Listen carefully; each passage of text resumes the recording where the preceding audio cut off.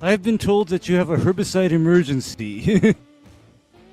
Well, I mean, it's not so much an emergency anymore.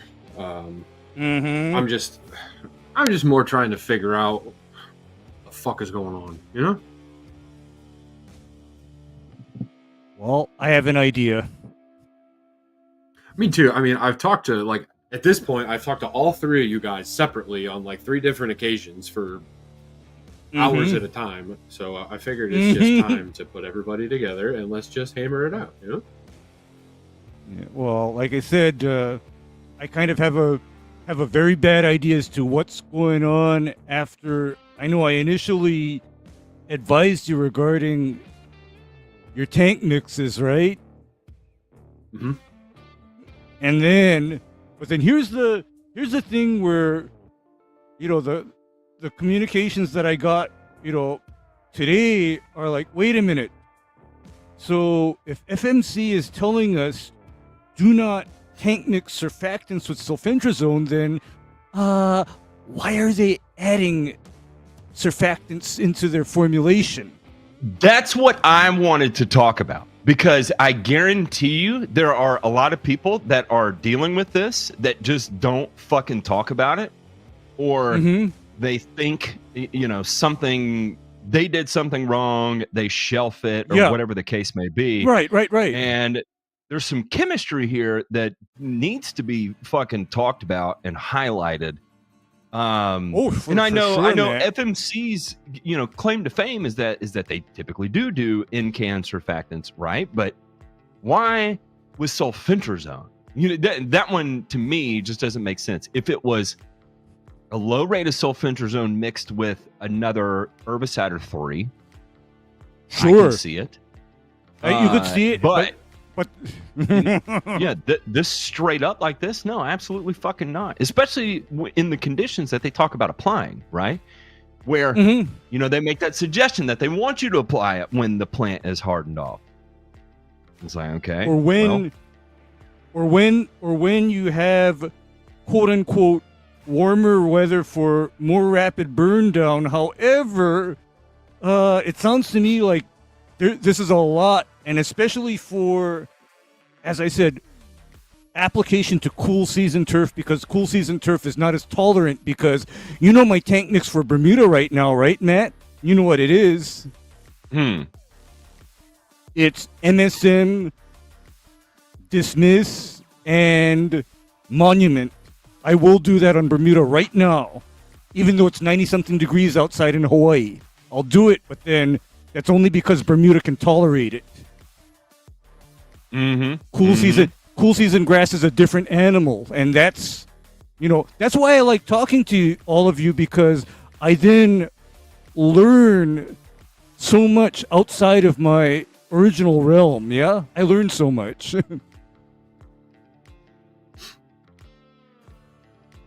Because I'm gonna be I think the guy. we had a lot going on too. Oh yeah. Like with weather, with how wet it was, and just it kind of like created a perfect storm for us this spring. I think is what a lot of it was too. Oh yeah. You had overly juicy grass. If that's how I would describe it, Michael, is overly juicy grass, because you had a lot of rain. Grass wasn't drought hardened. And likewise, like what we talked about when you called me, is I'm ultra cautious around turf grass of any kind if it's been raining before I actually make the application. I'm super cautious because I will singe things otherwise.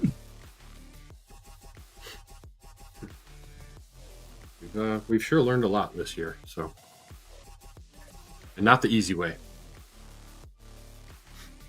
Yeah, man, this is like the even you're doing fucking high carrier volume too, especially for the fucking rates you're running. That's high. Yep. Because I remember talking to him about if he's going to do a spicy mix, up his carrier volume to kind of soften it a bit, and make it so that he doesn't have footsteps of dead grass. I mean, I did tell him about that. So I don't know, Matt. I don't know. Footsteps weren't a problem, It's just everything just scorches, right? The whole thing just scorches. God damn. I'm gonna send J Pink DeMay, I think the wrong mic is being used. the SDS.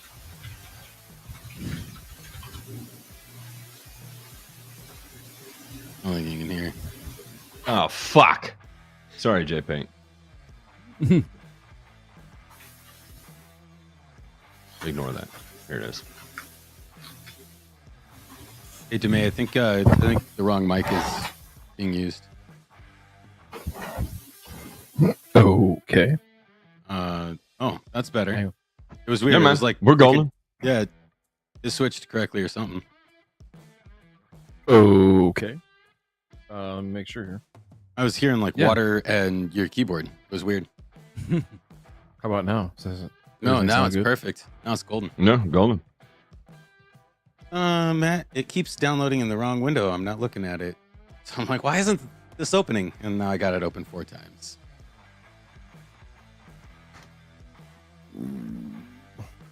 Okay. And when we get to these J Pink, we're going to be looking at page 2, by the way.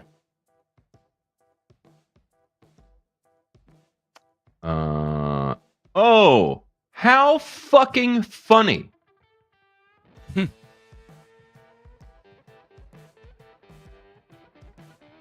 Hang on. I'm gonna remove one of these J Pink. The dismiss. I sent you the dismiss one twice. Hang on. Let me remove both of these, and I'm gonna try again. Sorry, John. You good?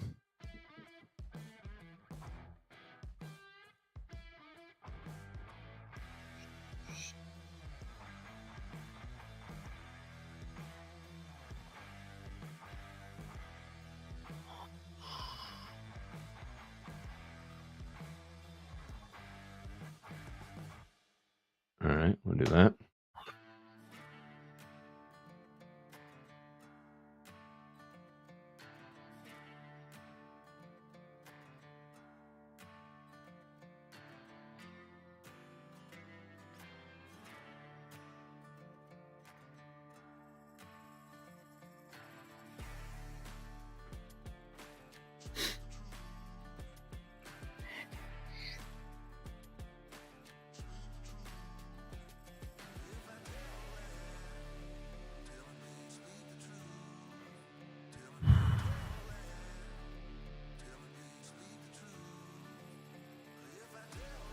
What in the fuck?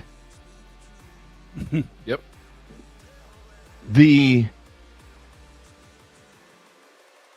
SDS has changed. What? Yeah. I'm telling you right now. Because I sent fucking screenshots to Michael while I was on the phone with him. Sure did.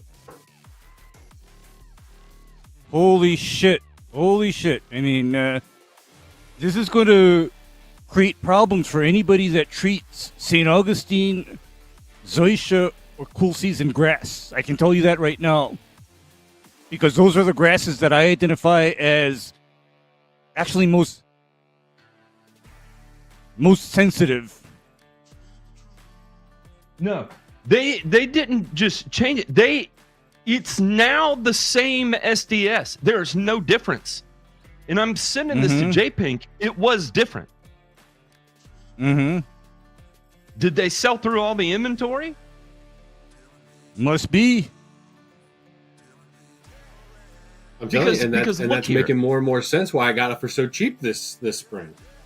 That's and Oh. that's why I wanna fucking go through this, because look, even the cast numbers are hardly aligning. Oh wait, yeah. So we've got 3 common cast numbers, and they have 1 that's proprietary, right? And if you look, they're saying that toluene is the one they ended up leaving out. I don't fucking think so. Well, how much toluene could they possibly put in it? You know, I mean, because 5% is toluene- what they claim. Okay, because if they did that, then even toluene is an example of something that I would not want paired with sulfentrazone because that is a penetrating solvent, yeah? And you put a penetrating solvent with sulfentrazone, something's going Can to you burn. label fucking toluene as a surfactant? Yes, you can.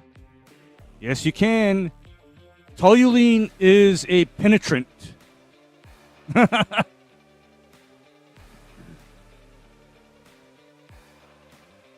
Yeah, I'm thinking in terms of law, though. I would think that you would have to label toluene as toluene. You couldn't label it as a surfactant. And I'm telling you, I just did this. Was this on Friday, Michael? When did I call? Yeah, I think I called you Friday. Yep. I mean, that's from Friday to now. It's changed.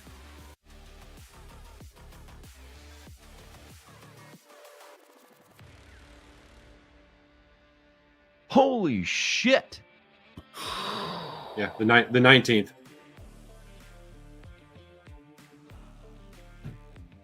Yeah, that was Friday. And I pulled it off of the fucking FMC website.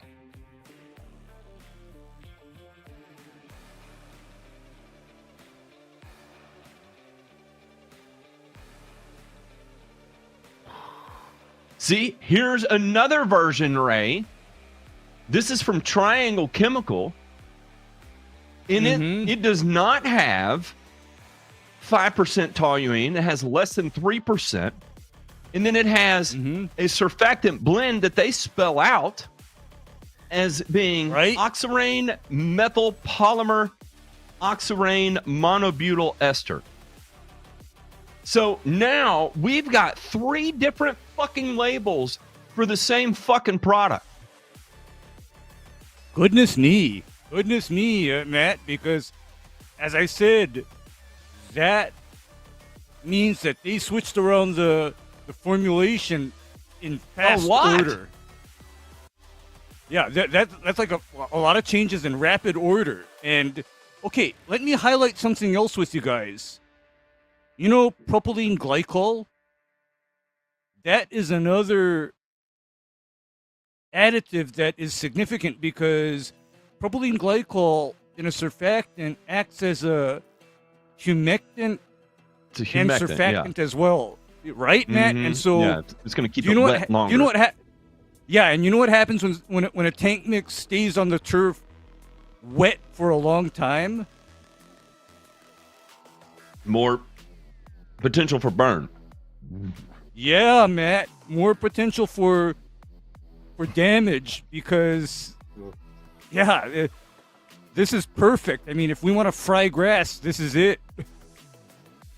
Because oddly enough, Matt, I was telling you guys that I switched to, the brand of sulfentrazone sold by Qualipro.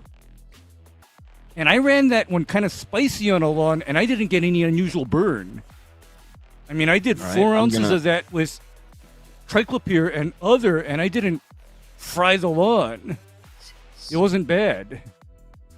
So we can bring that up too, and I've got that in here. But we ran Ambition, and we didn't have any issues with Ambition, which is FMC's off-label or off-patent, I guess, or whatever the hell they want to call it. Still FMC, but it's their other cheaper version of sulfentrazone. Well, it was cheaper. All right, here's Qualipro. This is The Qualipro Expel is the name of this Expel. one. That's the exact one that I'm using right now, Matt. What do you think about that one? That one's not terrible, right?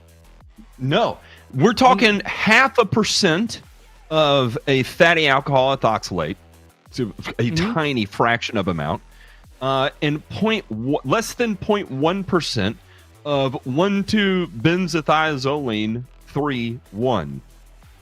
You know what benzothiazolene 3,1 is? That's a mold inhibitor to keep the active ingredient from, bacterial and mold spoilage. That's all that is. Yeah. That's an But old then- DuPont product. Yeah, but then if you have like very low concentrations of surfactant, that's only as a aid for suspension. Yeah, Just for, yeah, it's only as yeah, a suspension. yeah. Nothing else. But then when you start going higher concentration, bad things can happen to the grass, Matt. Just saying. Yeah, I'm gonna look up another one here and see what kind of fucking SDS we see too. I gotta find one with a turf label. What is this?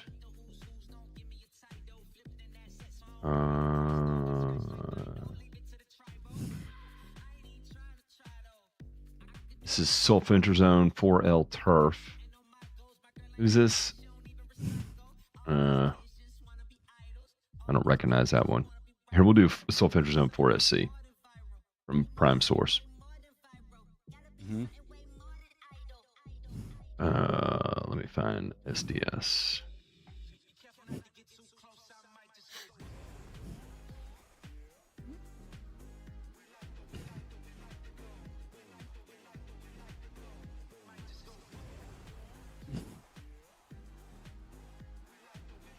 You guys just let me know. yeah. They don't Ready even to- list anything else in it. Just say it's proprietary, non-hazardous. Yeah. Do you say go ahead and take it live, JPEG? Is that what you said? Well, yeah, I was wondering if you want to just go for it since you're kind of yeah. through all this. All right, then we'll just go into the intro. As business owners, entrepreneurs, family men, it's difficult for us to find the time to put together projects like these. Even though it's something we really want to do, unfortunately, taking care of the things we have to take care of comes first. However, because of viewer support for people like you, we're able to continue doing this. Please consider joining our Patreon and supporting the Burn and Return podcast.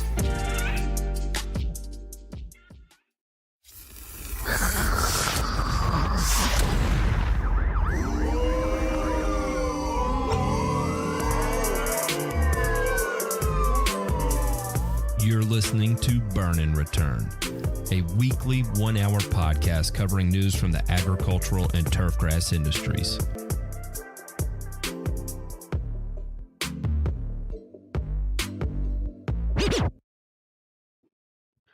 Good evening, everybody. It is Sunday, Smurfing Fun Day, I reckon, of the sorts. That's at least when we're recording this. When you're listening to this, I don't know when it's going to be. We have opted to co-opt our normal Burn and Return episode to do something a little different today because one of our patrons and a dear friend of ours, Michael Brantley, is going to be joining us. He is a lawn care applicator, and he noticed some irregular things happening out in the field. And everyone loves a good detective case. And so I think he thought it would be a great idea to have it on the show. I did too, after taking a look at this. And we've started digging into it here and have unpacked some interesting things, right? So we're going to be talking a little bit about generics. We're going to be talking about name brand on patent products or things that would be considered agency priced. The differences in formulations that we're able to see, at least from a chemistry standpoint, as listed on an SDS. We're going to talk about performance differences when applied out in the field, and maybe some not so positive things that we end up seeing. And to be honest, we want to get to the bottom of it because ultimately it's creating a lot of headaches. And if we can solve one of these problems, especially for someone like Michael, I think it's a big win for him. It's a big win for everybody in general, and it's something to keep in the back of your mind. And I want to make it extremely clear how appreciative I am, Michael, that you came to us with this because this is incredibly important.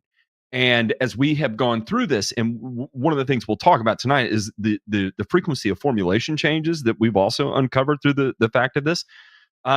It's got me excited. Like I don't know how else to describe it. I'm legitimately excited. I'm not freaked out or anything of the sort, but it goes to show how over a period of time, iterations, changes occur. And typically you would think with newer generation products, new iterations, that you're going to see product efficacy improvement. However, in this particular instance, what we may have seen is, yes, product efficacy is product efficacy. I sound like Joe Biden. Product efficacy is still good.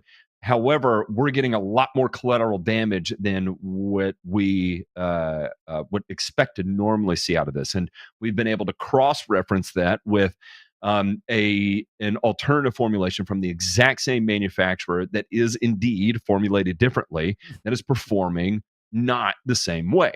So anyway, we'll get all that out of the way. But real quick, gentlemen, how the hell are y'all doing?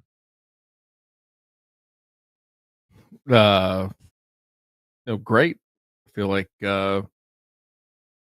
today, being the day that it is, I feel like Sean Kemp is probably the saddest person in the country. You know why, guys?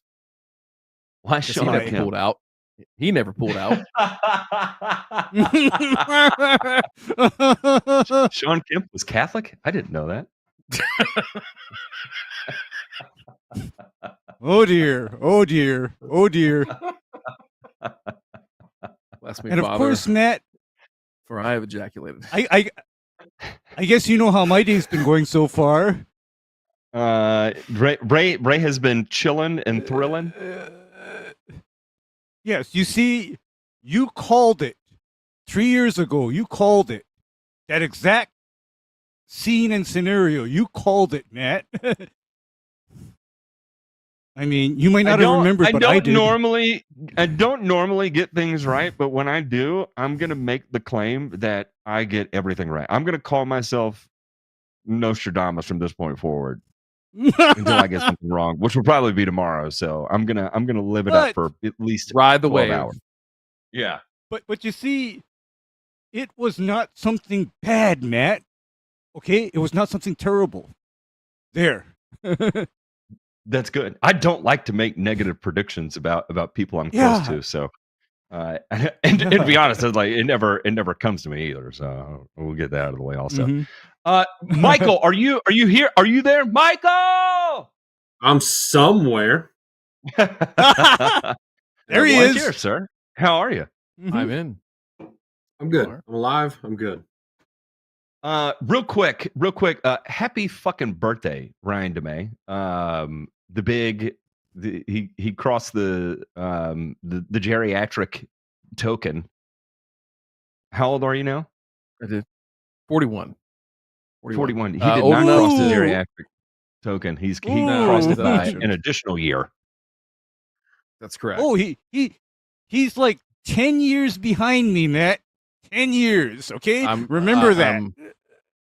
I'm too old to remember being young, and I'm too young to be old. That's where I'm at right now. I hear you.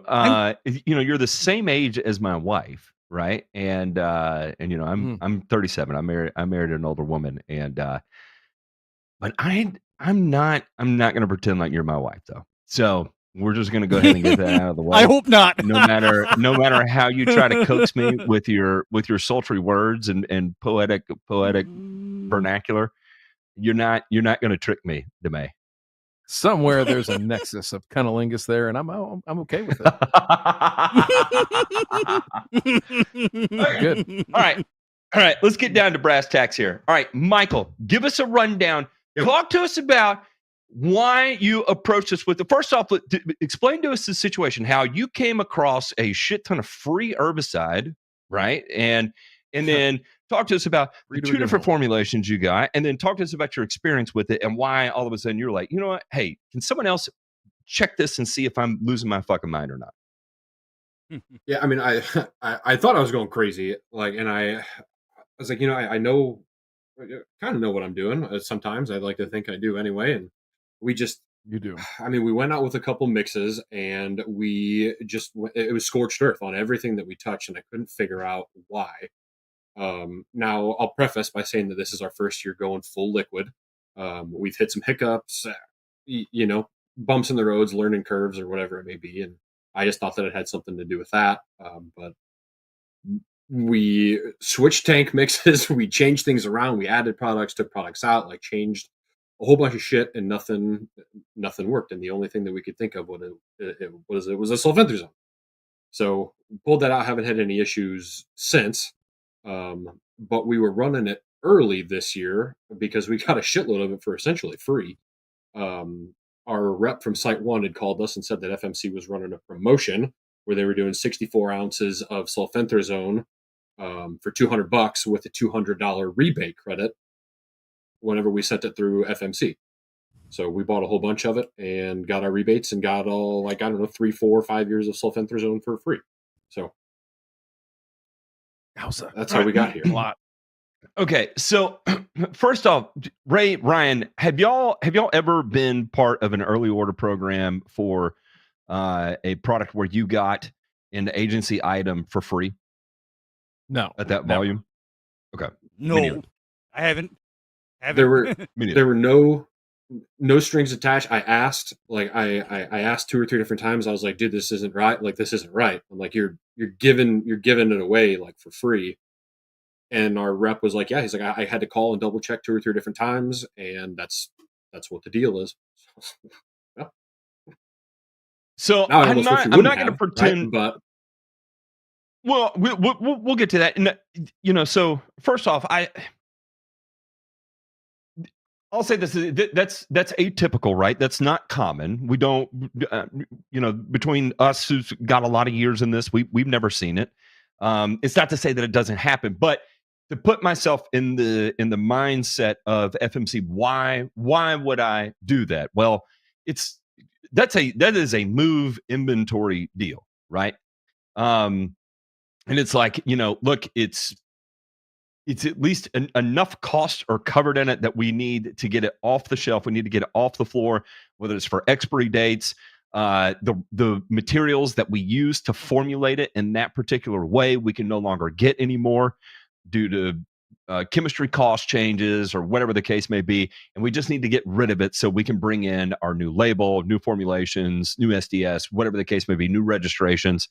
There's changes, there's iterations that we have to undergo. And so sometimes you have to make a judgment call on that. And so, are you going to sit around on a bunch of material, or are you just going to get rid of it to get rid of it, right? So it's like, well, we'll do this, and we'll hook a brother up with Site One. They're a great partner of ours. Hey guys, look, we need to get rid of this inventory. We're going to work a deal with you. We'll launch it through you guys. If they buy it on early order, we'll give everybody a rebate for exactly what they pay for it. Like, okay. So that gets you going through the door of Site One. You can pick up your other things while you're there. You're not having to go to 2-3 different distributors. You're probably not going to be price shopping a lot more aggressively, because I was like, well, I already saved so much money on my herbicide. Why do I need to do anything else? So it's kind of it's a partnership agreement between them. I can totally get it. That's a business decision that has to be made. But the question being there is that if we can establish that, that's okay, that's fine. But what prompted them to need to move all of this, right? And so now I'm going back towards the formulation piece. Is it a raw material that they currently used that they're no longer able to get? Is it expiry dates, and they need to get rid of it before it goes bad, at least on the how it's listed on the label? Those are the two most obvious things to me, right? And so just living through the COVID era of not being able to get my normal materials at prices that I had built entire projections on, and having to pivot and find something new, that was immediately where my mind kind of went and was like, well, they had to change the formulation. And so they have to dump all of that inventory so they can make a true swap, right? So that way they're not selling 2 different batches, and then the inventory management and then product traceability gets to be a nightmare. And so it's like, well, we're just going to move all of it. We're going to get rid of it, and then we can bring in the new lot and start on that new lot, start fresh. That was kind of my idea. Okay. So explain to us, you had name brand Dismiss, but you also had the other alternative brand, also from FMC. And what was that product called? Ambition. So you've got name brand Dismiss, and then you have name brand Ambition. Yep. Okay. So we had some left over from last year, is what it was. So it was last year's whatever was left over that we had, that we ran through first before we got into the dimension. What is it that you noticed between the difference between those two products when you got started this year? Number one, the very first thing was the smell. The smell of that dismiss was so much stronger than anything, like than any other sulfentrazone I've ever smelled before. It was like a hot bowl of rotten chili, if that makes sense. Stunk. Mm-hmm. Like almost made our technician throw up when he was mixing it together, and I made fun of him, and then I smelled it and was like, oof. So the smell was a big one. Okay. Yeah. Michael, I gotta tell you, there is another high solvent formulation that I routinely use that is brutal like that, and they do admit to having petroleum distillates in that, and that product is called Revolver. So if you have something that smells like really gnarly or rotten paint thinner, that's a sign.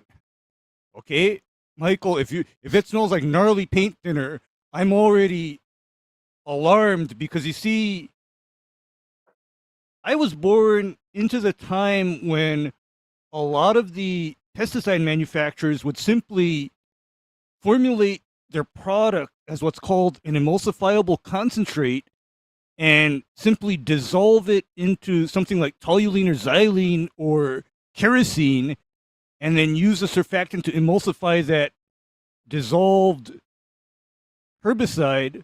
But then most manufacturers went away from that and went into mostly water-based suspensions, which I thought sulfentrazone was supposed to be, because, you know, you and I have had this conversation about how be very cautious about adding or mixing sulfentrazone with solvents or oils, because that will magnify the phytotoxic effect that it can have on tender or sensitive grasses. Mm-hmm. Sure. Yep. Like our late Right? round too. Yeah. So you go out, and when did you start applying Ambition, and then when did you run out? It was when it started to heat up. We were, it was probably towards the end of our second round is when it was, and we only had 64 ounces of it left, so we ran through it rather quickly. Okay. But yeah, it was probably towards the end of our second round. So April-ish. We were trying to get out early with it. So the grass was chooching though at that point though. Oh yeah. Oh yeah. All right. And the reason why I say that, and I just want to make this clear, is that sulfentrazone, and for example, another product in that same class of chemistries is flumioxazine, right? Flumioxazine is one of the ones that specifically states there is what is the name of the broadleaf herbicide that contains just a fractional amount of flumioxazine in it? SureGuard. SureGuard. Oh, SurePower. No, wait a minute. SurePower. SurePower. Right. My bad. Yeah, Right? SureGuard is the high concentrate. SureGuard is a high concentrate. SurePower is the one that has the fractional amount in it. Okay. On the SurePower label, it explicitly states, "Do not apply to tender vegetation," meaning that when you're getting that extreme vegetative, soft, lush green growth that occurs, starting in like mid-March, late March, through May, when it is soft, it is tender, it's not hardened off by the sun or by dry weather yet. It will amplify the amount of phytotoxicity derived from the flumioxazine, because the plant hasn't hardened off yet. So you'll get more collateral damage. Okay. Well, being sulfentrazone was in that same class of herbicides, active ingredients. When you were talking to me about this, I was like, well, maybe you're spraying sulfentrazone on tender foliage, and that's what's contributing to the problem. Well, if you're spraying Ambition on that tender foliage and it wasn't creating a problem, but then you switch to name brand Dismiss, and then you run into the problem, there's something is adding up there, right? If you don't mind, let's take a look at your rounds real quick. JPEG, this will be the Excel spreadsheet. We're going to take we're gonna look at round 2 late signups. Would you say those were all dismissed, and then round 2 was mostly ambition? Yeah. So yes. So round 2, when we added it in, it was late round 2, because our early round 2s we weren't ready for it yet. So like late round 2s, round 2 late signups, we should probably just ignore that whole concoction that we threw with those. But we did it, so it's there. And then round 3, everybody in there had dismiss. Okay. So, all right, and this is what I want to point out here is that I would think if I'm looking at this and given the time of year, I would expect that you would have more damage from sulfentrazone in your late round 2s than you would in your round 3s. That's me looking at this. And the reason why is because the grass would be so much more tender and vegetatively growing in late round 2 than it would be in round 3. Because you're already starting to hit temps. You're saying you couldn't spray over 85. You're already hitting temps of creeping up to 85 in round 3. Fescue is going to be starting to harden off there. Where were you getting more rain, in late round 2 or round 3? Yeah, late round 2, early round 3. I mean, it was raining for weeks at a time. Like we were only working like one day a week there for like 4 weeks. Okay. So, but it was your round 3 mix that had dismiss in it that was roasting everything. Correct. Yeah. So when I had called Ray freaking out the first time, that was when we had like just got started on our round 3, and it had rained for like 2 weeks prior. And then that's when we had that conversation. Yep. Because it was right after I went scorched earth on those new signups with the Dimension Dismiss Triclopyr combo. Hang on, Michael. I see one more thing in this tank mix that's concerning me a lot. I'm familiar with Triple Crown, guys. You know what Triple Crown is? Mm-hmm. Okay, Triple Crown is an emulsifiable concentrate with zeta-cypermethrin, bifenthrin, and imidacloprid in it, and this is like hot sauce for insects right here. Triple Crown takes no prisoners.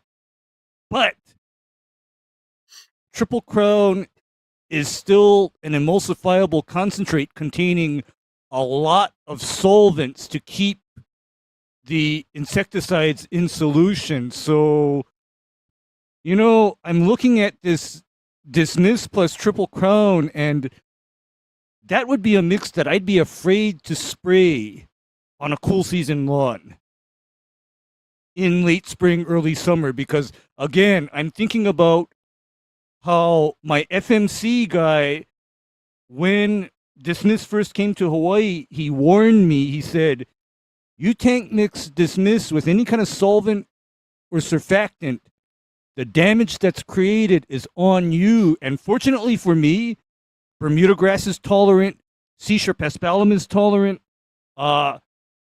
centipede is tolerant at reasonable rates, but St. Augustine and Zoysia, I am on my own. Be careful. So that's how I know about the phytotoxicity effect.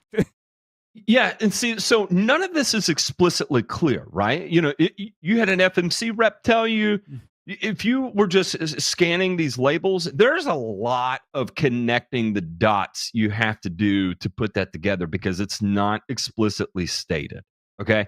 And I mean, like, this is one of those shower thoughts that would just, on a happenstance off chance, might creep into your mind 13 years down the road, right? Like, you're not going to read these 2 labels and all of a sudden be like, interesting.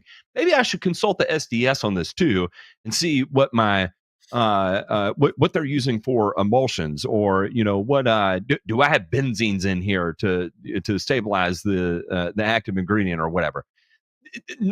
that's not typically the way it's going to be explicitly stated in the label, right? Because they want you to keep coming back. Or it would state, don't mix with Triple Crown due to the solvents that are used to maintain the formulation. It's two FMC products. If you couldn't tank mix the two, you think it would be fairly explicitly stated, right? So it's a little frustrating. All right, JP, this is what I want to do now is I've got these two screen grabs. If you could pull up the first screen grab that is circled, and then the second one will be highlighted, but we'll start with the first one that's circled here. And this is, I want to make it clear that this first one that we're going to be pulling up is Ambition. Okay, this is not the name brand Dismiss. Right now, this is Ambition, and this is off the SDS. Okay, so we're looking at the composition and information on ingredients. So they give the cast numbers, they give you a range. The exact amount is considered a proprietary formulation, so they're not going to tell you what the exact amount is, but they give you some broad ranges. And a lot of times why they're doing this is for safety data, right? It's a safety data sheet. So that way, if you're at the hospital or something and you claim that you've had herbicide exposure toxicity, they can take a look at this and then they can figure out, well, is it the herbicide? Is it propylene glycol? Is it butanol? Is it toluene that you had some sort of allergic reaction to, or whatever the case may be, right? So that's why it's the safety data sheet. Okay.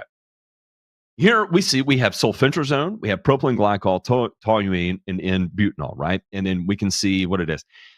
Ray and I were talking about it before we came on the show here. Propylene glycol, it's a synthetic alcohol. It has several different use cases. It can be used as a solvent to hold certain active ingredients. It can be a humectant, meaning that it is going to attract water. It'll keep things wetter longer. It's also a thickening agent. So it's going to take something that may be incredibly thin and thicken it up, especially if you're using like petroleum distillates like toluene or butanol in it. It can help provide a little bit more viscosity to the formulation. And that viscosity sometimes can help prevent settling that can occur of the active ingredient. If you've ever seen layering in your herbicide bottles, if they sit for a significant period of time, right? Something adding a thickening agent like propylene glycol or cellulose or polyvinyl alcohol or some sort of thickening agent may help prevent that, right? You can use guar gum. There's lots of xanthan gum. There's all kinds of different ones that you can use. They're using propylene glycol here, probably because of sulfentrazone's ability to remain either dispersed in alcohol or remain soluble in alcohol. So anyway, that's what it is. And then you have toluene and butanol. Now, both of these are going to be solvents, right? These are like petroleum-based solvents, and again, xylene, toluene, somewhere in that benzene, it's in that family, right? And they're extremely strong solvents. These are the things that when you open up an herbicide and it smells like gasoline from time to time or paint thinner, it can kind of have that effect on your nose. Or you pour it into a tank with water and it turns cloudy immediately. A lot of times this is what one of the formulations components is that is going to give it that cloudy color when it mixes in water, right? So we see the percentages, 5 to 10% propylene glycol, toluene, and butanol, somewhere between 1 and 5%, and then 39.7, roughly 40% of the sulfentrazone. Okay, this is Ambition, so this is going to be like their generic version of Dismiss. Now, while I was talking to Michael on Friday, I pulled up the SDS for Dismiss, name brand Dismiss, and this is what I pulled up while I was on the phone with him. Jay Pink, we can go to the next one now, and we're going to see some slight differences between the two. No, Jay Pink, I'm sorry, it'll be the one right to the right of it that has the number 5 is going to be highlighted. Here we go, right here. Okay, so you see, we have sulfentrazone, 40%, roughly the same. Propylene glycol, 6%. We had 5 to 10 in the other, somewhere in there. We have toluene at less than 3%. Well, it's listed at 1 to 5 on the other, somewhere in there. But then it has a surfactant blend. The only difference between Dismiss, which we're looking at here, this is Dismiss, we were looking at Ambition, is that we had N-butanol. But now we have a non-classified, non-specified proprietary surfactant blend in name brand Dismiss. This was on Friday. Mhm. So if it's a surfactant blend, it would not be in butanol because in butanol is one ingredient. So we know here that it is a combination of surfactants that they have in here. So there is no in butanol as a combination of surfactants. Okay. Why I bring all of this up is to demonstrate that name brand Dismiss has an in-can surfactant in it. Like Ray was advised by his FMC rep, is that if you add an adjuvant to Dismiss, the likelihood of you experiencing collateral damage is going to go up. Exactly what Michael experienced when he made the switch from Ambition to Dismiss that now has an in-can surfactant. We started experiencing more collateral damage than he had been used to, where he had been running Ambition even previously. You ran it the prior year too? Mm-hmm. Yep. Okay. So hotter too, hotter than we did this year, and low volume. So if that makes a difference, it's giving you everything. Yes, absolutely. Low volume, higher rates of sulfentrazone in the Ambition formulation. I would 100% be convinced that you are going to burn and return that lawn. that would be. I would leave that if I was spraying that mix. I would leave a note on a sheet of paper and tell the customer, I am smoking your shit. It'll be back in 2 to 3 weeks. that would be the note I would leave, right? Yeah. This is an official burn and return. Yeah, this is an official burn and return. But, okay, Matt, you know when a manufacturer says a surfactant blend and it's not specified, you know what that clues me into? That clues me into that they added generally regarded as safe, non-OSHA regulated, non-ionic surfactants. That's what that tells me when somebody says a non-specified proprietary, because you see, if your surfactant is not considered toxic or hazmat, you are allowed to call it a not classified, non-specified proprietary surfactant blend. You are permitted to do that. Yeah, you see CAS number here. There's nothing listed. There's no EC number. There's no EC class. So this would be considered 25B exempt is what they call that. And so if it's 25B exempt, it's not hazardous. Some of the things that fall into 25B exempt would be like sodium lauryl sulfate, for example. I think sodium benzoate falls into that. There's a few different options that you can choose from that have surfactant-like qualities. There's even some oils that you can add to it that are going to have surfactant-like qualities.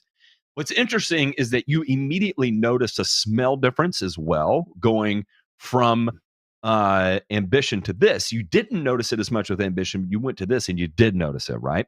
So, in my opinion, in fact, actually, JPEG, I'll tell you what, I will pull up a 25B exempt list and see if we can go through here. All right, we got an eligible active ingredient list. Let me do this. All right, I'm going to download it. I'm going to send it to you. I am abusing JPink tonight. I'm sorry, JPink. Thank you for dealing with my horse shit. So we'll take a look at this here when he gets it pulled up. And I these are the types of things that you can add that you don't have to list. You can just skirt around what exactly it is because of it's considered, non-hazardous. It could be used as a pesticide. It could be used as an enhancer of sort. But we see all kinds of different oils, right? Like castor oil, cinnamon oil, cedarwood oil, clove oil, citronella oil. We can keep going down. I think we'll see probably some more consistent things. Corn oil, eugenol, garlic oil. You're getting into real stronger smelling things here. Geranium oil, lauryl sulfate that we talked about, malic acid, linseed oil, peppermint oil, 2-phenylethyl propionate, potassium sorbate. We got another one there. Sesame oil, soybean oil, spearmint oil, thyme oil, white pepper, zinc. So you can see now that you kind of you open up there at some different possibilities that you can start to use, right?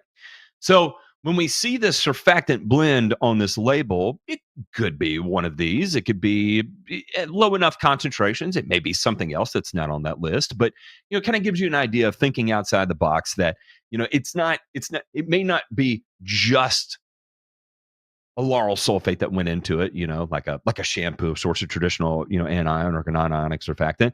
But there could be another oil in it too for emulsification purposes to try and help the sulfentrazone stay suspended once you dilute it into your tank mix, right? And this one, you notice had a particularly strong smell. You said it smelled like rotten chili, right? So Yeah. That to me is I'm moving away from like a petroleum distillate, and I'm moving into more of like one of these fragrant oils that we see here. What is it? I don't know. I'm not. We need Timmy over here, the sommelier, to come tell us exactly what Yeah, what those notes would be to be able to figure it out. We need big Som Right, we energy need to somebody- solve this riddle. Yeah, we need somebody to basically take a whiff of this and dissect all of the odor notes here. I mean, actually, I know who would be good at this. Believe it or not, any of our serious bourbon drinkers, like Busy Bees, for example. No, I'm not kidding. I'm not joking about that. But I believe it. I believe it. the Michael's fact a serious that- bourbon drinker. All right, Yeah, rotten but chili is pretty spot on. Michael, but take a but look at then- that 25B exempt list and try to envision those smells and see if you can match it to. Yeah. But here's what I'm going to say is that, even these essential oil type products, like, a lot of the essential oils, here's what I know about essential oils. When they are in high concentrations, that essential oil is so overpowering and overwhelming, you will get a headache from it. You will get dizzy. You will get sick. I mean, because essential oils by nature are only supposed to exist in part per million amounts. They're not supposed to be in actual percentage concentrations, because at that concentration, you're going to take one whiff of it and you're going to want to puke because it's overpowering. Here's the other thing too, is that in percentage concentrations, a lot of times why this whole 25B list, why this 25B list exists is a lot of these products are used to make non-selective organic or natural pesticides or herbicides. Mm-hmm. So a lot of them are used as formulations for burn down products, that if you're trying to burn down cracks in your driveway and you see you have a natural pesticide, right? It's natural. And you take a look at it and it's got peppermint oil, maybe clove oil, maybe castor oil. Sometimes you see castor oil in like or organic or natural fungicide type product, or you may see it in natural insecticides, right? I think cedarwood oil is a big one for like fleas and ticks that they use as like a natural one. I can't remember the name of the guy that was marketing the shit out of that at that one time. Be Safe, with the Be Safe program.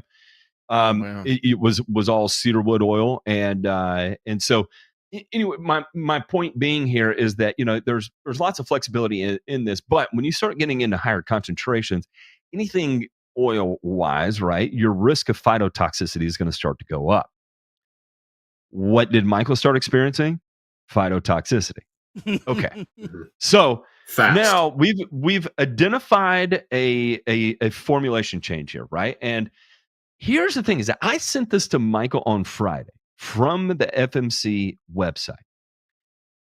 Bear with me, J-Pink. I'm sending you another one. I'm being a dick. I know. Actually, I'm just going to send you a screen grab so you can just open an image here. This, when I went to open it tonight, this is what came up. And the date says this is from 2021. But this is what came up tonight. This is the exact same formulation on the Dismiss SDS as the SDS from Ambition. Exactly the same. But Michael noticed a different odor, different results. Mhm. In the SDS I looked at on Friday was different. Way different. Michael was also buying an herbicide that they were giving away for free.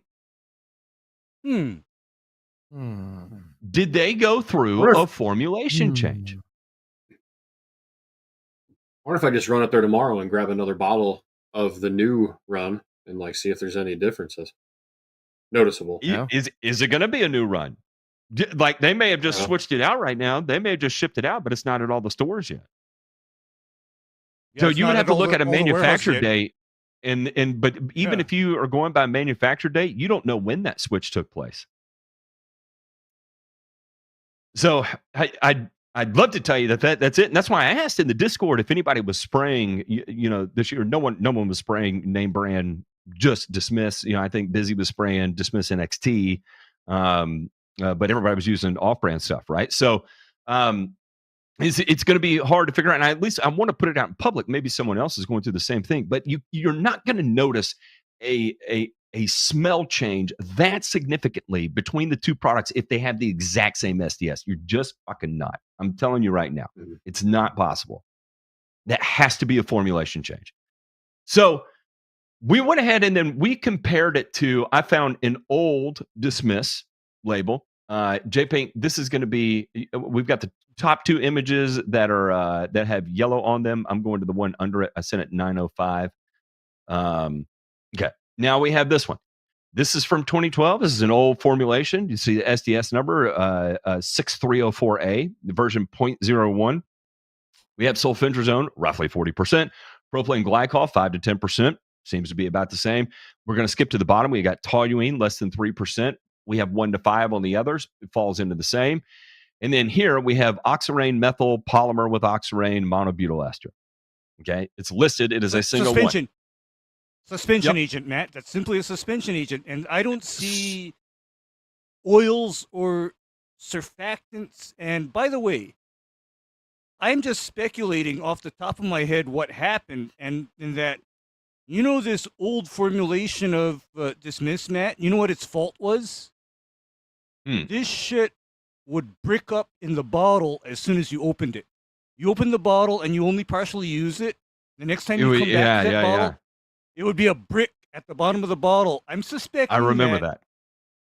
Maybe FMC caught too much heck about their product. Too many complaints about, hey, I have a half-open bottle of Dismiss and now it's trash. I mean, what? I think what they might have done is they might have upped the amount of solvents and essential oils. Because, by the way, essential oils in and of themselves, essential oils are excellent solvents in and of themselves. So, hell yeah. You know what? They probably threw in a whole bunch of essential oils and said, okay, this will stop this stuff from hardening in the bottle. This will fix it. But here's what I know about essential oils as well. Remember what I said about them being solvents? If you were to mix, say, clove oil or cinnamon oil with a herbicide, what would happen to that herbicide is that herbicide would become way hotter than just a water mix of that herbicide. Yeah. What are those old spray adjuvants that have a shit ton of oil in them? Like Hot Shot, I think, was an old one that I can't remember. Well, Matt, I remember one that I used to get from my Nutrient guys called Herbimax. And Herbimax was special because Herbimax was straight up almost gasoline. Straight petroleum. But in my day, I used to combine that with a lot of Basagran, 2,4-D, and Simazine and burn stuff. Okay? Yeah, I bet. I would knock stuff down with that. But I'm just saying that in Michael's case, there are probably solvents in his formulation that he's not expecting to be there. That's at this point the conclusion that I'm coming to. So now we've got 3 different formulations of Dismiss. Okay. Now let's take a look. We're going to look at 2 more. We're gonna take a look at a QualiPro formulation, and then we're going to look at a Prime Source Select formulation. So J Pink, if we can look up QualiPro Expel, and this is a generic, right? You see here we have approximately the exact same amount of sulfentrazone. We have 2 very, very, very fractional components here. 0.5%, less than 1/10% of solvents. And in this particular instance, the 1,2-benzoisothiazoline is it's a molding product. It's going to keep it from degrading and developing like bacteria and stuff, a bacterial side. Benzothiazolone is nothing more than a mold and antimicrobial agent. It's not because, by the way, guys, this product is added to shampoos and cosmetics to prevent the product from growing mold in it and bacterial contamination. That's all this is. Mm-hmm. So we have to use it with granules too. Like if we're going to ship a granule that's going to be between like 8 and 12% moisture, a lot of times we use this so that way it doesn't mold in the bag. Right. And then a fatty alcohol ethoxylate. Again, this is going to be used as a solvent, right? And I think an easy thing that people may have used before, if you've ever used a natural another insecticide, is going to be a natural burn down product is going to be a soap of fatty esters. I think people have seen that before. It's a quick burn down product. I think you'll see it in some like over the top fatty ester sprays for like white flies and shit on sensitive vegetables. So again, we're talking about oils here. Effectively, it's not exactly an oil, but think of it as it's another solvent, right? So anyway, this is going to be another formulation. This is going to be a formulation for a generic, though. So now, J Pink, we're going to go to sulfentrazone 4-SC Select, and this will be the last one we take a look at here. And so the only one they list is sulfentrazone, and it says ingredients not precisely identified, proprietary or non-hazardous values are not product specifications, right? So they don't list exactly what they have going in here. I can tell you that because these are generic products, are probably not going to be using a lot of the higher dollar stuff that you're going to see in, say, for example, name brand Dismiss. So I would say it probably looks more similar to the QualiPro formulation than it does anything even remotely close to the Dismiss formulation. My point being here is that we've looked at 3 individual formulations for one product being the actual product Dismiss. We've got 2 generics that look nothing like it. We have a generic of Dismiss that called Ambition, also manufactured by FMC, that has a matching label to one of the labels of Dismiss, but it has a non-matching label to 2 formulations of Dismiss. Okay? Why I think it's important is that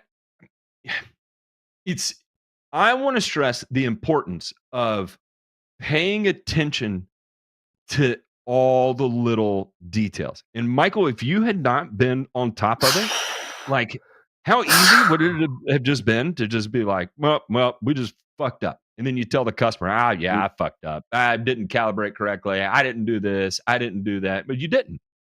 You stuck to your guns. You said something is not right here and we need to figure this out. And you did an excellent process of elimination to figure out what the fuck is exactly happening. And then come to find out, it would be extremely difficult to convince me from this point that there is some sort of formulation change, some sort of formulation issue that is contributing to the problems, that you've gotten into a routine of using a product. You're following the label as it's stated in the label. And if you don't have the knowledge to analyze the SDS, who's going to analyze an SDS? Who's going to do it? A product formulation guy like me might, a medical professional might. But even if I'm looking at this SDS, I'm not thinking about herbicide damage. Like if I'm a tech in a lawn, I'm not looking at an SDS. That's insane. If I got a wild hair up my ass and I'm taking a deuce, maybe then I would look at it. Or if I notice a smell or something, now you didn't know up to this point. Now you know, right? And so it's one of those things that you can file away into the back of your head. And that's why I wanted to bring it up tonight, is that how many times does this happen to people out in the field where you open a new container of something, it smells different, it looks different, your results are slightly different, and you don't know why. You take the blame for it. You eat crow to your customer for it, when in reality, something's changed that you were not made aware of. The only thing you know is that you got a great fucking deal on the product. And those are the kind of deals that you need to take. Like those are once in a lifetime type opportunities. And you did exactly right by seizing that opportunity. You did your due diligence. Are you sure about this? Are you sure? And even your rep was like, yeah. In fact, it freaked me out so much, I even called about it. And it's not like FMC is some jabroni company. They're elite as hell. Super elite. Like FMC's top dog. A great company. And I don't think they were doing anything nefarious, right? I 100% believe that. And I'm not trying to say that FMC is doing anything wrong. I'm just saying is that a lot of times these changes get made and they're not effectively communicated to the people that are actually using the products. And then you get into a situation like this where you get accustomed to using it.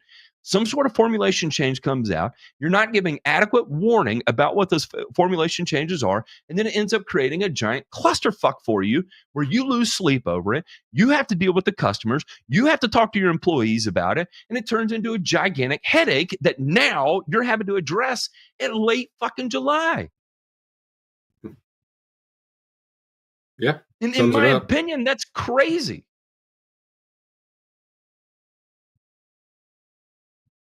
I don't know. And I just want to make this clear.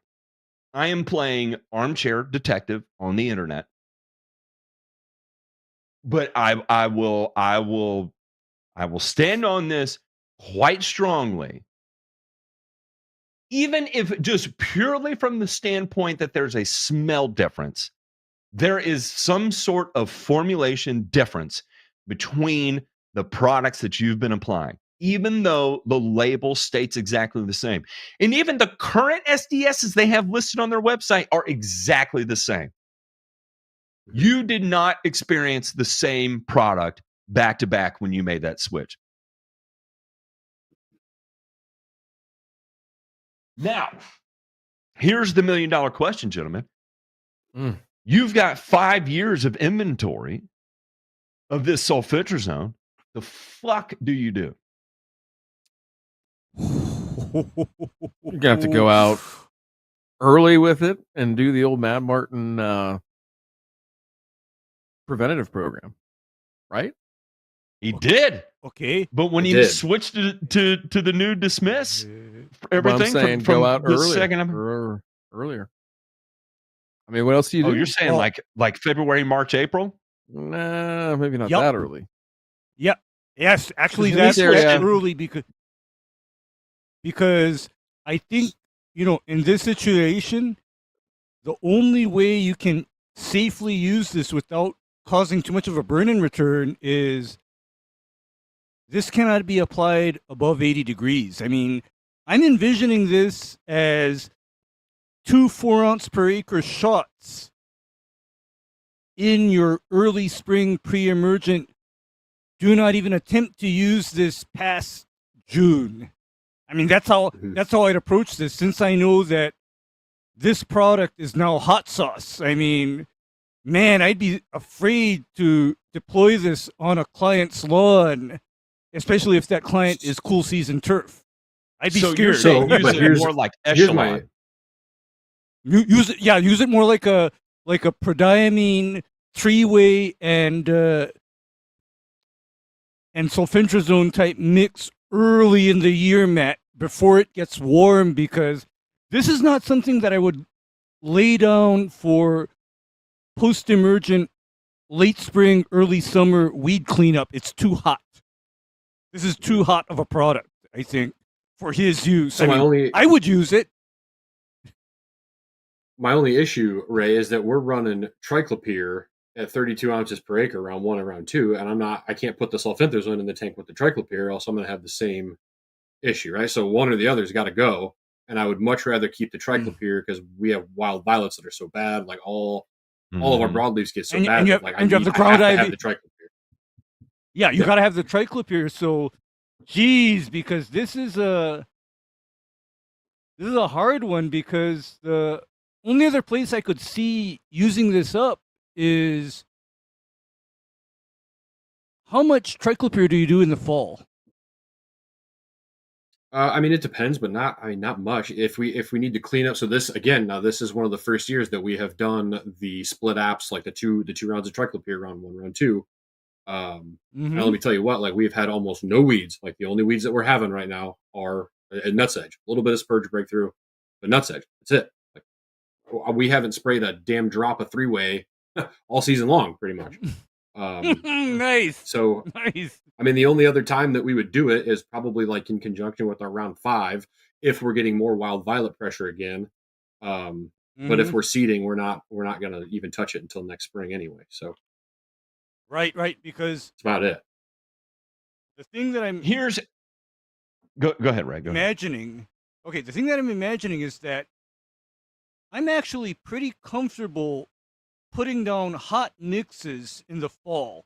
Like, say I have somebody where their lawn is a shed fire and it's a cool season lawn, I would deploy a pretty seriously hot mix on that lawn in the fall so that next spring it's no longer a crisis. You know, you can do your triclopyr and prodiamine and the lawn just stays clean from that point on. I mean, if you can imagine that.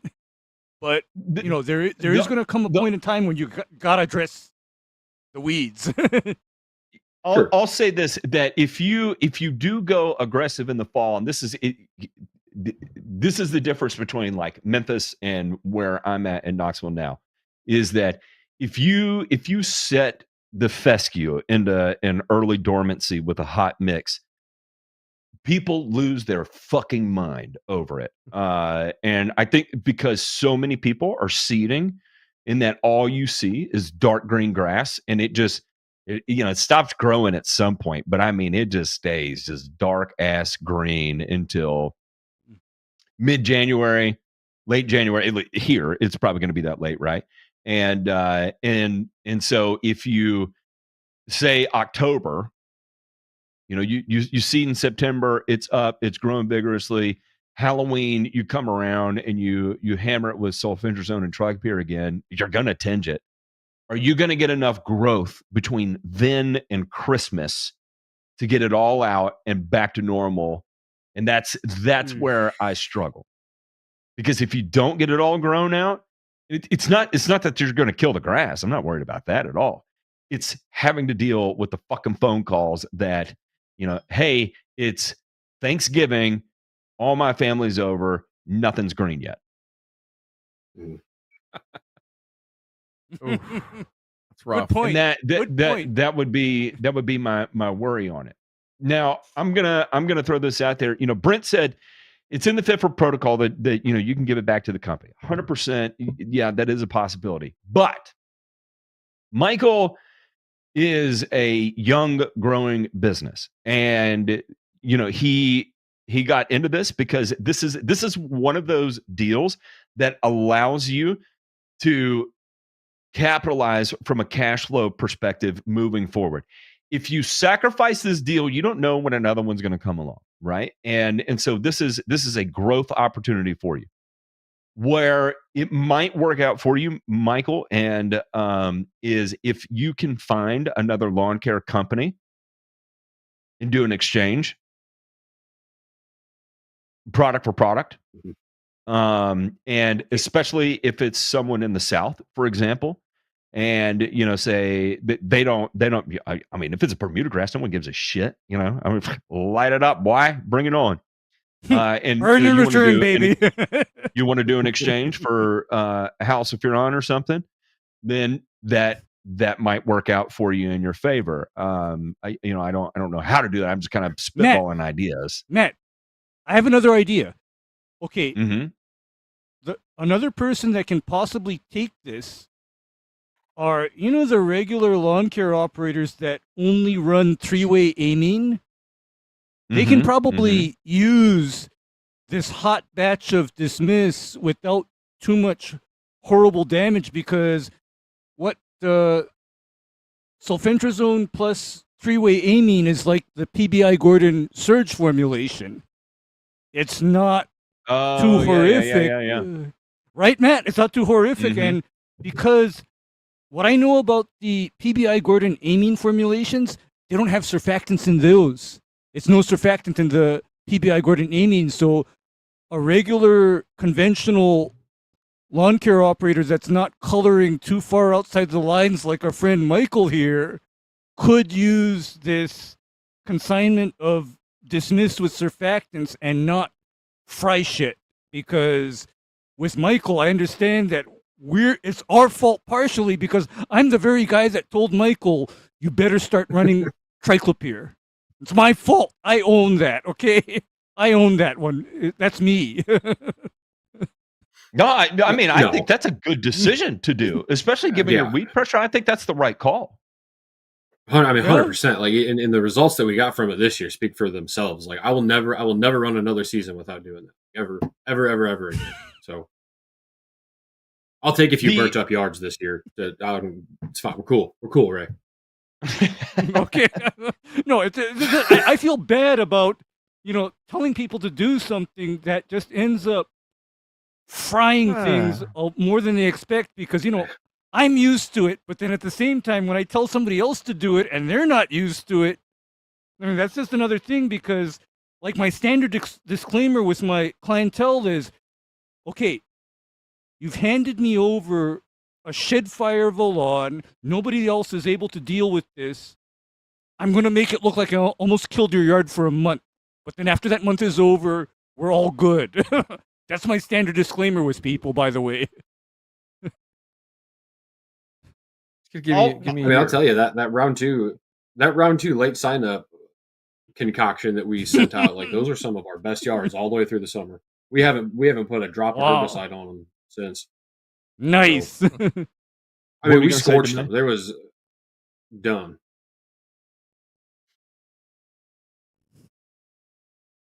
Right. Hello. What were you going to say? Yeah. What were you going to say, Ryan? No, I just was concurring with Ray there. I mean, I talked the conversation I had with Brantley here on Friday. I was one, like you said at the top of the show, I was happy he reached out, because that's kind of what we're here for, right? In a way, is that when the shit hits the fan, you can reach out. I think what was interesting too, guys, is that, how much did you both think that having AMS in there was maybe exacerbating any of the issues with the dismiss? I've sprayed so much of it and not seen that it didn't. I didn't think anything about it, especially at the rates he was doing, because typically I would be at like half a pound in. Okay. Yeah, you're pushing in, whereas my advice to Michael here was to kind of spoon feed it, keep the N rate moderate, and I also emphasized with him, if you have AMS, please be mindful of any kind of solvents or surfactants in your tank mix, because I learned the hard way, guys. What happens when you have solvents and surfactants with nitrogen? That gets kind of spicy. Just saying. Yeah, so we did up our rates for a little while. In round two, we went up to a half pound, and then that's when all this started happening too. So that was the first thing that we did, was we dropped our N rates back down, because I was like, oh shit, like we just like that's nitrogen burn like 100%. Like, so we did. We just toasted it. Yep, toasted it. But then we dropped our rates way down, and it was still happening. So frying. It was still frying it. So at that point, that ain't the AMS. That is all on the herbicide active ingredient, because normally, Michael, if I'm dealing with a lawn where It cannot stay too brown for too long. I'm the very guy that's adding some AMS and UMAX to my tank mix so that as soon as the herbicide is done working, that lawn bounces back as soon as it possibly can so that the person's not looking at a browned out, stunted, non-growing lawn for a long time. I mean, that nitrogen kick helps rather than hurts as long as your rates are moderate. I mean, so you didn't do anything wrong there. I don't think. Yeah, I'm looking here, like here's an ag product, Max Unitech. They recommend adding that it's Dismiss NXT. They recommend adding ammonium sulfate to it for enhanced Make control. it a little bit more. Yep, a little more uptake. Yeah, a little more weed uptake. In pre-plant no-till situations, they're saying add ammonium sulfate and a crop oil concentrate. But I'm not seeing anything specific about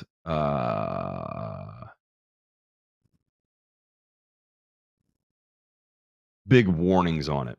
So, and I think again, dropping it down to a quarter pound or a tenth of a pound and still experiencing it, I think that's telling you everything you need to know right there. Okay. So a couple things. Number one is that I'll just say this, Michael. If there's anyone out there in the southeast or somewhere nearby that wants to get a hold of you, what's the name of your business? Turfology. Turfology, and you're in St. Louis, Southern Illinois area. Yep. Okay, you can look that up. Turfology. You can reach out to him through his website or whatever. Go ahead and have that conversation. Maybe you can work out some sort of deal there, doing an exchange. And then shit, I don't know. You've got a lot of ammonium sulfate too. You might be able to hook them up with some ammonium sulfate as well.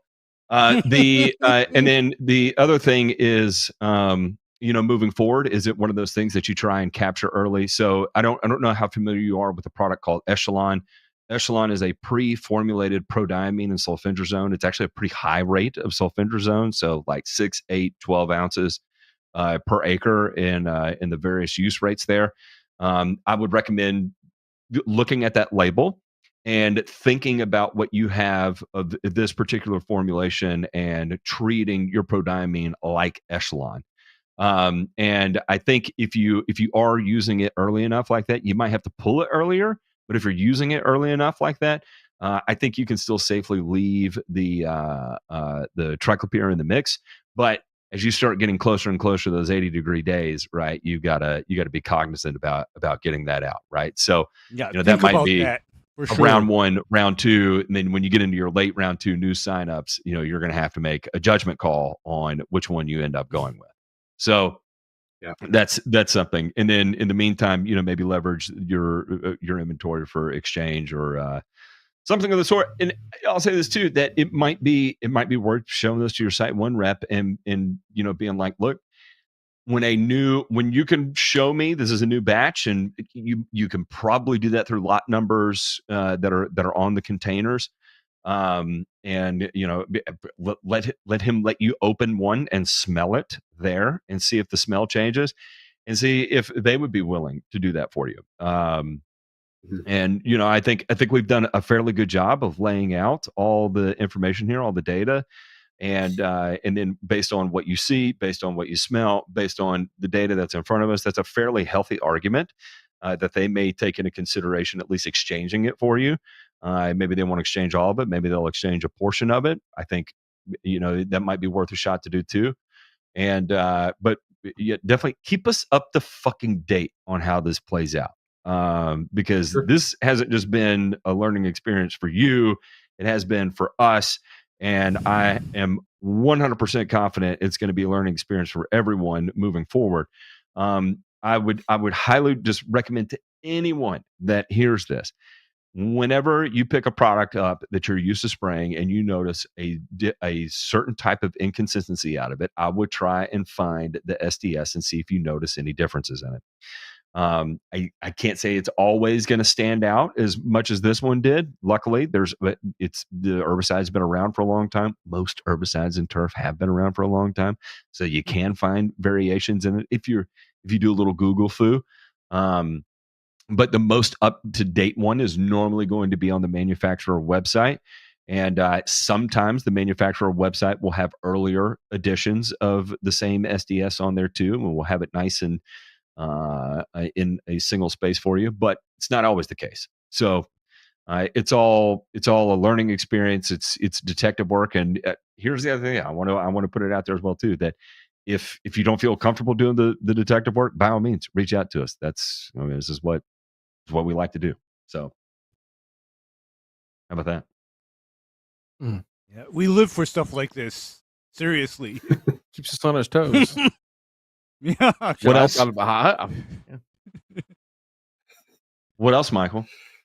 What else you got? Nothing. I got a tricky yard, but I don't have any pictures. I mean, I do, but I don't have anything ready. So, Damn it. Well, I can send it quickly. Send it. But I mean, if you want, to, I'll send it right now. Yeah, fuck All yeah, We're let's do it. here. I can text it. It's all. We're here. It's all on my phone. It's all on my phone. Who wants it? Send it to Who JPEG. wants it? J Pink is Pick your brother up. the clearinghouse here. So All right. Here you go. Here's some of them. I don't know how I didn't think to play this sounder earlier. We should have been using. What was it? I like the smell. I didn't think about it. Oh Man. oh Lord. I Oh, like the That's Lord. the smell. problem. So we just haven't been Everybody's rusty. yeah. I kind of had to start ignoring the soundboard because of all the naughty words on it. Oh God! Do Really? we have to Trouble. bleep out the words on the soundboard? Probably need to. Yes. Oh, The man. bleeps may be funny though. Get fucked. Tried to put it in there. That was That was funny. it was directly to you, YouTube. I ain't seen the pictures yet, Brantley. They're coming. That's what she said. I texted them to you. Maybe that's why. Oh, They're still sending. Hang on. So I only have them on here. I guess I can No, you're good. email them if that's easier. I was looking in the wrong spot. They're still sending, so I don't know why. I have a soil test for this yard too, but I can't find it. Well, tell us what's been going on while we wait for the stuff to come through. Yes. So every single year, about this time of year, this yard just checks out. But only half of it. It's almost like a straight line where this thing checks out. It goes like a lime green, almost like straw color. No noticeable lesions on it for like fungus. I think I talked to you guys a few years ago about this one. I was thinking maybe it was like some sort of a scotcha, but I just don't see it, especially like around here. But like, and in some of the pictures when you see them, you can tell the clear difference from the front yard to the backyard. And now there's just these dark runs that almost look like smoke rings. But this is the first year that I've seen it here. Ooh. Yikes. Can't wait to see these pictures. And there's nothing weird in the soil test. Like pH is okay. Like nothing was super low, nothing was crazy high. But it's every single year this happens. Would a different type of grass, like I'm talking about a different cultivar in that area, make such a difference? Where I'm just thinking out loud, and yeah, we overseeded it armyworm year because this place just got thrashed by armyworms. We overseeded it then. They skipped a year, and then we overseeded it last year. And again, in the springtime, it looks phenomenal. It looks great, start green, and then about 2 weeks ago, it just checks out. And this is the first time, again, this is the first time that I've seen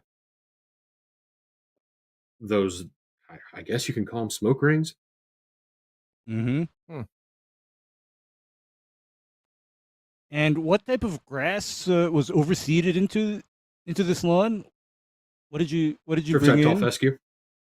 Fescue. Okay, yeah, fescue. Yeah, that's why I was asking, because I normally associate ring type diseases with something like Kentucky bluegrass. So that's why this is like mysterious at this point, because the dead rings are like NRS, necrotic ring Well, it's not, spot, and they're that not dead. Right. they're But like, not dead. I don't know if have Yeah. you seen the pictures yet? Have you got them? Yeah, I I think- just got them. I just sent them off to Okay. the guys, and Oh. let me pull them up here. Here we go. Nice. Here we go. It's fairy ring. Yeah. Fairy ring. You got the fairy But ring. this is the first year that I've seen this here.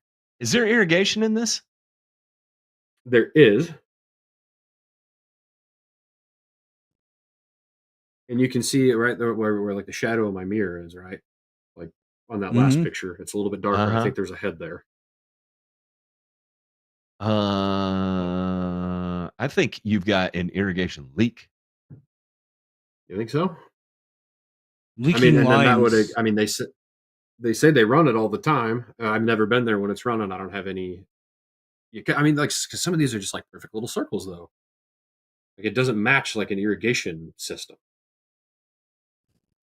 So, like, you know, there are some. What the It's fairy ring. fuck? It's fairy Some You ring. think fairy so? ring. I mean, some of those I are too. like perfect 90-degree angles, though. Mm. Odd, And because we hit this early. So and this, by the way, let me turn around. This is after an application of alphenate methyl and some potassium phosphites. Fairy ring. It's over. Okay. Uh,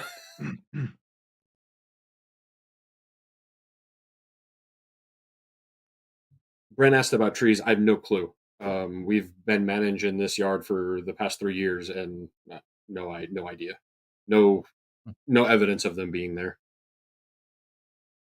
I mean, Anytime here's the other thing recently. too. With fairy ring, hydrophobic soil is a thing, right? And if you look out across this, you know, you can see where that color difference starts. And yeah, when you look at the full line, hang on. JP, do the one where you can see the homeowner's car in the background. Okay, if you look right here, so as you go from the car, it's like it looks dry. Then you've got a ring. I mean, that is a definitive ring. You kind of got like this odd semicircle, a green patch in the middle, and then another. You know, what would that be? Convex, concave, another shape, and then it stays dry until at the bottom, closest to the road, it looks like half a ring.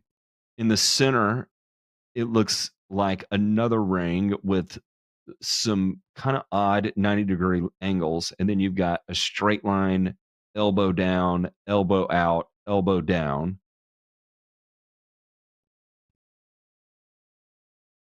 I don't know. I think if it's fairy ring, what would be your approach, DeMay? That is my only hesitation in saying it's fairy ring, is just thinking about the fuck do you do? In a there's situation ways, like Matt. this, Mhm. There's ways, Matt. Mhm. There's ways. depends on I mean, there's ways. I mean, I think it depends on how hard in the paint you want to go with fungicides. It's not cheap to deal with this effectively from a fungicide perspective. And also, Ryan, one more little Mhm. thing is that prior to even deploying the fungicide, a wetting agent has to be applied and watered in prior to that fungicide application even going down, because I think we need to break the hydrophobic soil that the fairy ring causes before drenching in something like azoxystrobin will even work. And there's one more thing about applying a fungicide for fairy ring is that after a fairy ring fungicide is applied, we're talking about a quarter to a half an inch of water applied immediately after application. This is why normally fairy ring applications are only attempted on golf courses where the golf course super has control over irrigation. That's why.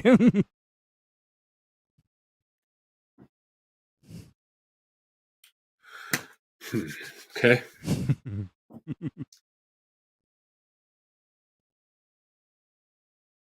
I think one thing you can do here, Michael, is just help yourself out by trying to mask this, right? So, bumping up end just a little bit. I mean, what this is in these darker green areas is that's the fungus is a much more efficient mineralizer of nitrogen. Yeah. So that in iron can help too, just to mask it. So think about maybe some special situations for this. It looks like a fairly new build area, and it looks like there's a lot of trees around here. So most of the fairy ring fungi are from wood decaying fungus. Okay. So it looks like they clear cut themselves back into the woods here and left you with the probably decent topsoil. However, it was full of fairy ring. So, fun fact, fairy ring, largest living organism in the world.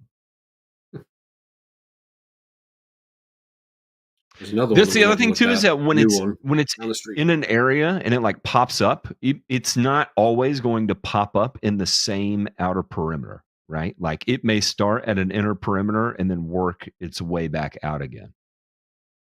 So that's why this, like, even though you see dry areas extend much larger than where you see the rings, that's just where it's currently active. That doesn't mean that it hasn't been previously affected there too, right? Right. And again, this is the first year that I've actually seen the rings. Usually it just kind of checks out and goes straw colored.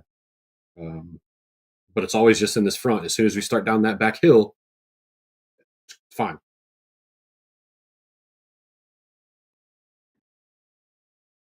Do you have any good news? No.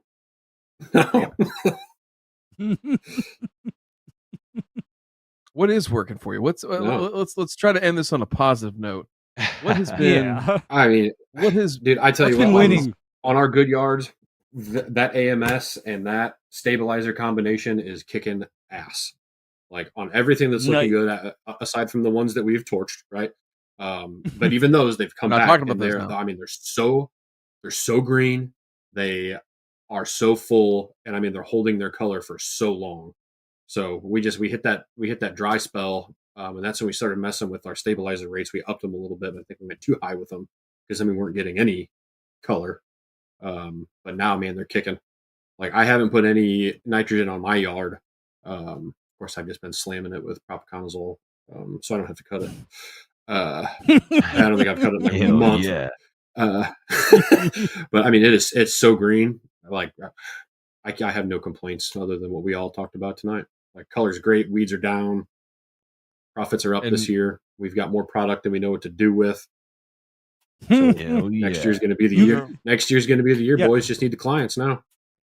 Yeah. Well, here's what you do is you just work on fine tuning and refining your operation first, because what I suspect will happen is, here's what has happened to me is that people see what I'm doing and then they're driving past or they're walking their dog or whatever, and they ask me what's going on, although because I'm close to retirement, I got to tell them so, right? But if I weren't going into retirement, I'd say, sure, I'll take a look at your lawn, and that can be a very good thing. But then, but otherwise I'm going into retirement soon, so that's not one of my problems. We're all that easy. We wait for the day we can have Ray's problems, right? Yeah, we're just trying to walk that line still of which direction we really want to go.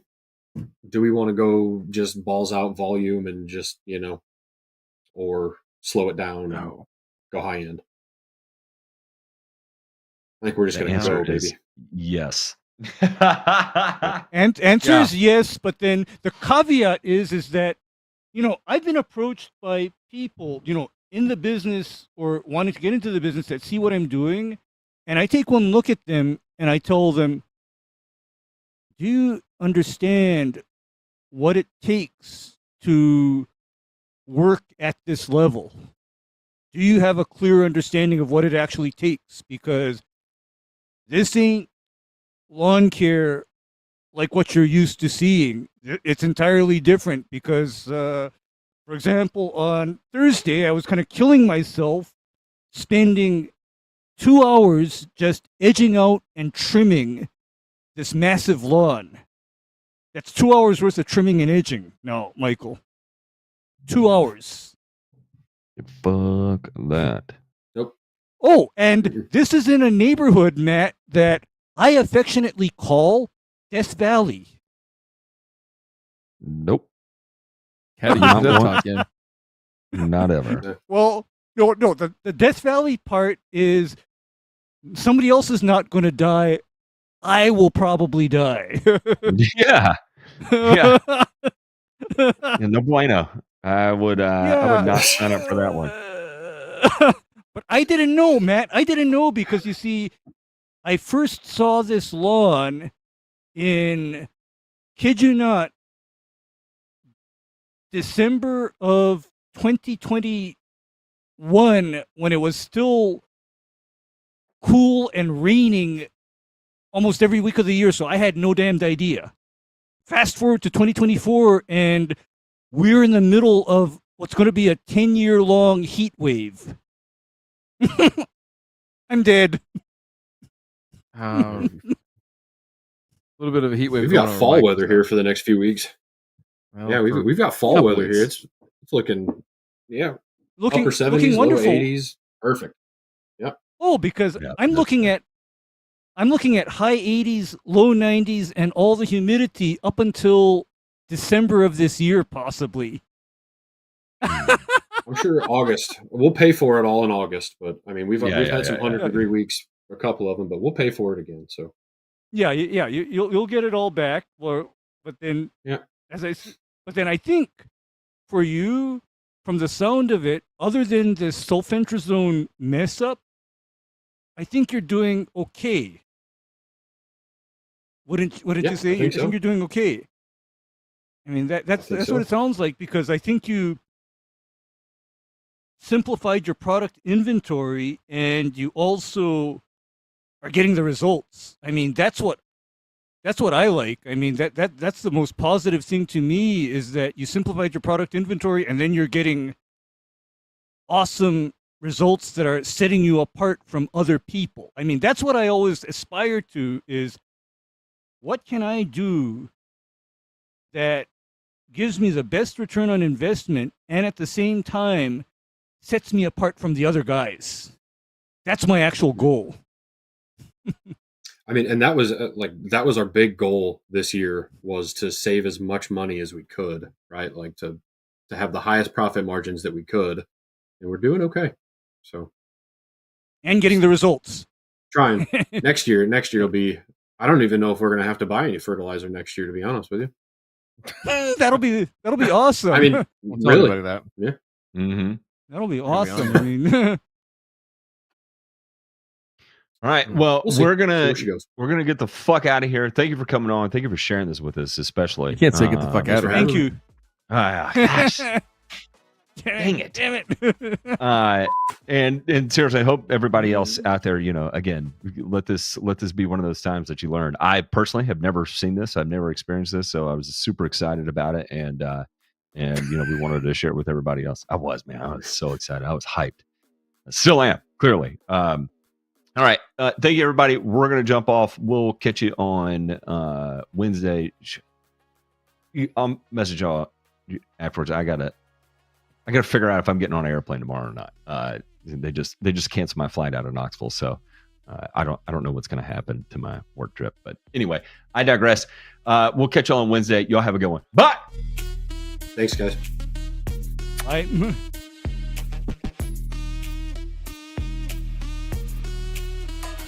like the smell. I like the smell. Fucking Oli.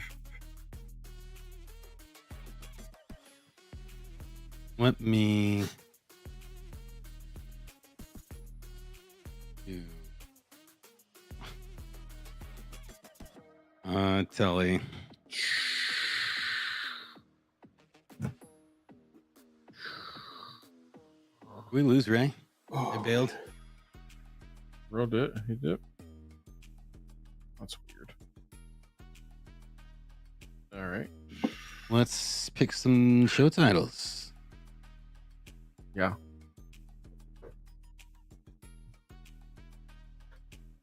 So fine, or Yeah. So we got FMC Unburdened by What Has Been. Jesus Christ. FMC Fuck My Customers. Excuse me, dismiss. You need to close your legs. Permission to dismiss my ambition. Hmm. Ew. God. Okay. Shot dropped. Grass Factor opens up shop. FMC, have you been tested recently? Grabbing screen grabs. All right. Dismiss switched it up like Georgia Trump vote. Oh my God.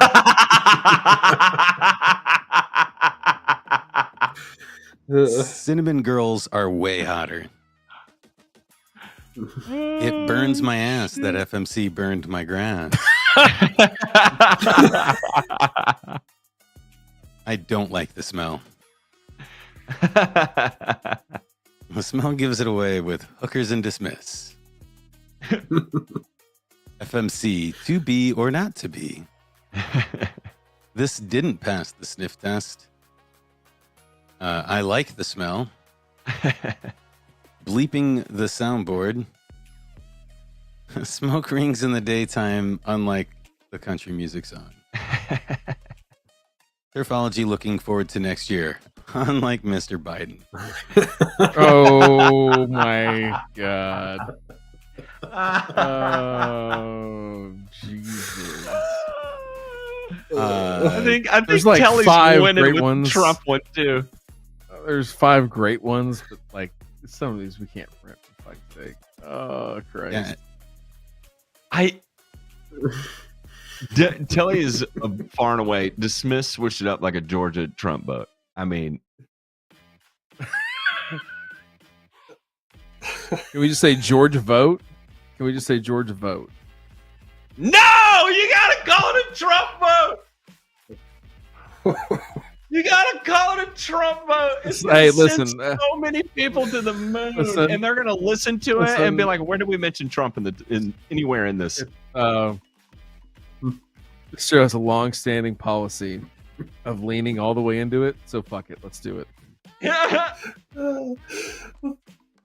How many times are people going to listen to it over and over and be like, "Where did they talk about this? Where did they talk about it? I gotta find it. I gotta find it." And they'll be like, "I can't find it."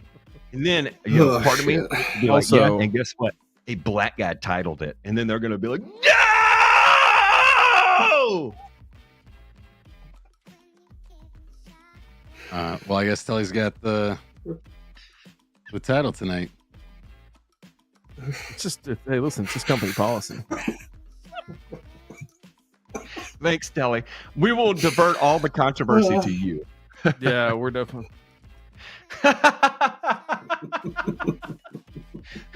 DeMay is heavy breathing right now. He's like, who the fuck do I know is going to listen to this? Who's going to listen? How many phone calls are we going to get on this? It's probably what it's gonna be. It's like, what did you guys do? And I'm gonna be like, how many times you've listened to the episode? Well, I don't know, man, but like, what gives? And I'm gonna have to send them to their FMC tech rep. That's just gonna be the end of it. It's gonna be great. It's gonna be great. I can't wait for. There's gonna be. I'm gonna guess right now. There's gonna be 2 people that are so hurt in the comments. I mean, just fucking hurt, and be like, "I fucking knew it. I fucking knew it. You can't fucking hide it anymore. You fucking MAGA retard." And I'm gonna be like, "Just where did we talk about politics anywhere in this fucking episode? Go fuck yourself." Sean Kemp's as spicy as we got. Yeah, I know. All right, I got a dip. So I just got notification. They just canceled my flight out of Were you in Delta? Knoxville. Yeah. So the rest of my flights from Atlanta to Florida are good. And I have to leave at 3:30 in the morning. Well, the reason I say that is because I Reddit gives me all the garbage, right? And I'm in the Delta subreddit now, is what it's been feeding me. And everyone's getting canceled last minute because of CrowdStrike. Like they're still backlogged from that. And I told my buddy who works at CrowdStrike and actually had someone call him who's not a customer and was just ranting about, "You made my mom's flight delayed." And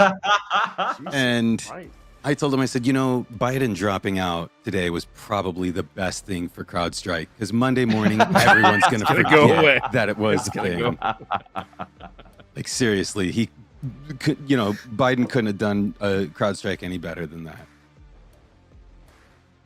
Yeah, looks like I might be driving to Atlanta in the morning to make this happen. So, anyway.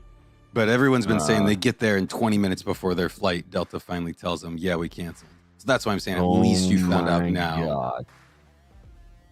Yeah, well, somebody who came back from says the rest of my flights are good. Are they? Yeah, I don't think they are. Are they? Yeah. Because what people are saying is Delta is trying up until the last minute to make the flights happen, and then realizing like, nope, we're still overbooked and backlogged. So damn. If you go look at the Delta subreddit, it's full of it. Like people who had honeymoons planned and visiting dying relatives and stuff. It's just, buddy of mine I don't know how much came back from Hawaii, Matt. It's supposed to be a leg to LA and a leg to Chicago and a leg home. Probably like maybe about 9 to 11 hours of travel, including flight time and delays and everything. It took them 29 hours to get home. Oh my God. And Atlanta's the biggest Delta hub, and that's where everyone's complaining. He said they got rerouted to Denver. He said Denver looked like a fucking homeless camp. He said people were literally there were single aisles that you could walk through to get down through there in the middle of the night because people were just stacked up on delay. Like 3-4 flights of people stacked up at a single gate because the software had all sent them to the same gate, like their flights were going to be there, and the people from the previous flight that got canceled were still there with nowhere to go. So yeah, where do you have to be? Like, where's your final destination? West Palm Beach. Can you just fucking drive? Just drive. It's 14 hours. Serious. That's probably less than you're going to be in the airport tomorrow. Oh my God. Just drive. Okay. Telly's saying United is good. Yeah, I was just going to say, if you can get a different airline, maybe. I don't know if they go to West Palm, though. You might have to go to like Fort Lauderdale or something. Yeah. I saw a headline that is like, hey, Southwest is still running on Windows 3.1, so just book there. Hey, if Southwest has never let me down, baby. See if Tick's credit card still works. Fly private. Fuck it. Yeah.